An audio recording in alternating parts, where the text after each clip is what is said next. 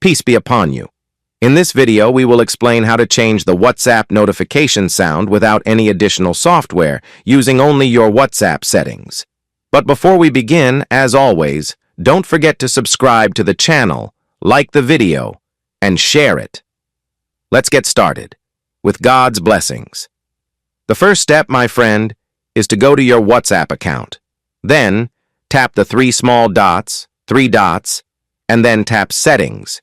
Here, you will find Notifications, tap on it. Then, you will find Notification Sound, tap on it. Here, you can tap on Music on my device and choose any of the ringtones or music on your device, or you can go back and choose any of the default ringtones that are already included in WhatsApp. After choosing that ringtone, tap on it and congratulations, you have changed the notification sound for messages and notifications in WhatsApp. That was the topic of today's video. For any questions, problems, or suggestions, write them in the comments. We'll see you in the next video, God willing.